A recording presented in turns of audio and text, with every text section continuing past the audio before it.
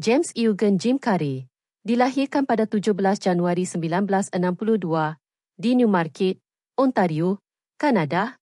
Ialah seorang pelakon, pelawak, penulis dan penerbit Kanada-Amerika yang sangat diiktiraf. Beliau mencapai kemasyhuran antarabangsa pada tahun 1990 kerana persembahan komedi slapstick berenergi tinggi dan ekspresi wajahnya yang lentur, menjadi salah seorang pelakon komedi yang paling dikenali dan disayangi dalam generasinya. Carrey memulakan kejayaannya sebagai pelawak berdiri, menyempurnakan gaya komedi fizikalnya yang tersendiri. Kejayaannya datang pada tahun 1994 dengan 3 filem hit, Ace Ventura, Pet Detective, The Mask dan Dumb and Dumber. Filem-filem ini mempamerkan jenama humornya yang unik dan kelenturan fizikalnya, mengukuhkan statusnya sebagai superstar komedi.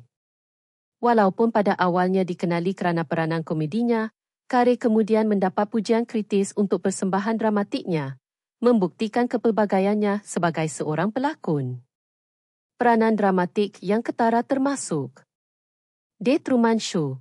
1998 peranan ini memberikannya anugerah Golden Globe untuk pelakon terbaik dalam drama, menunjukkan keupayaannya untuk menggabungkan komedi dengan drama yang menyentuh hati. Man on the Moon. 1999 beliau memenangi anugerah Golden Globe lain untuk pelakon terbaik dalam musikal atau komedi untuk lakonannya sebagai pelawak Andy Kaufman. Eternal Sunshine of the Spotless Mind.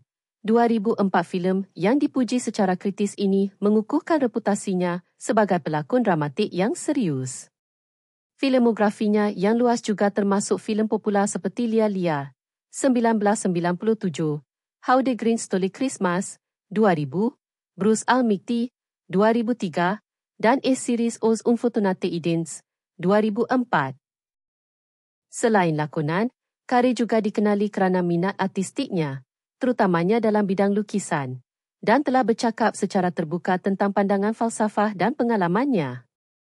Walaupun terdapat tempoh beliau berundur dari perhatian ramai, impak Jim Carrey yang tidak dapat dilupakan terhadap komedi dan kedalaman mengejutkannya sebagai pelakon dramatik memastikan legasinya sebagai tokoh yang unik dan berpengaruh dalam bidang hiburan.